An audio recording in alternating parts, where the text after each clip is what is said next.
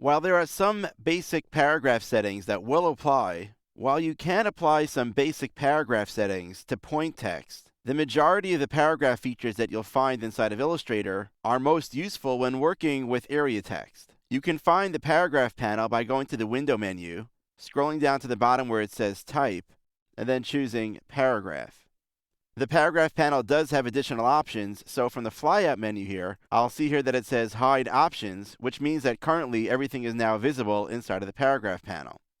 Let's take a look at some of these settings. Now in Illustrator, it's certainly possible that I can use the Selection tool to select the entire area type object, and in doing so, any setting that I now apply occurs to all of the paragraphs inside of this area text object. However, I also have the ability to double-click. Now Illustrator changes me to the Type tool, and now if I make a change in the paragraph panel, the only thing that's affected is the paragraph where my insertion point is currently blinking. Note that here, if my cursor is now inside the text, I can press Command A to select all the text inside of this area text object.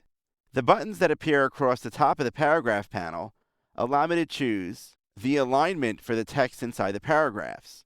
You can choose Align Left, Align Center, or Align Right, and you can also choose from 3 different justification options. When we use the term justification inside of Illustrator in regard to text, it means we want text to appear so that it begins and ends stretching across the entire width of each line.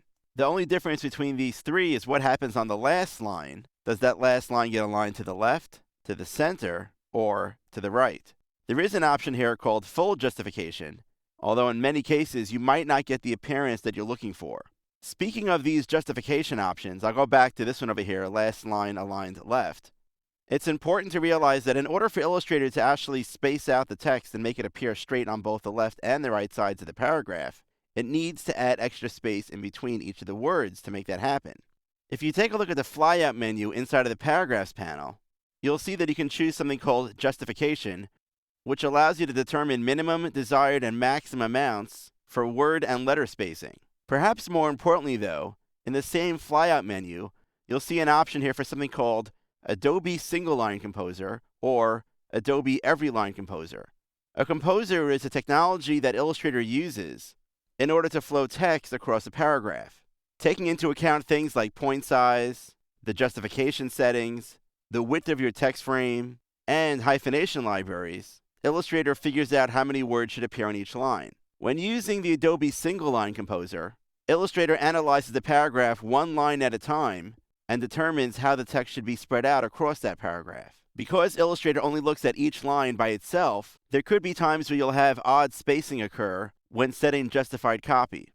However, when you use the Adobe Every Line Composer, Illustrator analyzes the entire paragraph, and as such, if it finds extra spaces that it might be able to fix by moving some words around between lines, it does so. For example, I'll choose the Everline Composer here, and I'll see that the spacing inside of this line is not as severe as it was before. If you're the kind of person who really does a lot of your line breaks manually, you probably want to stick with the Adobe Single Line Composer.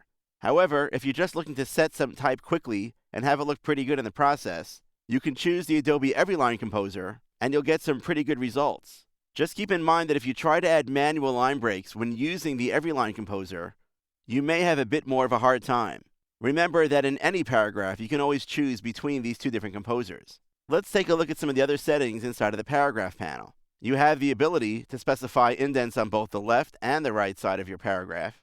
You could specify a first line indent, and you could choose to add space before and after your paragraph.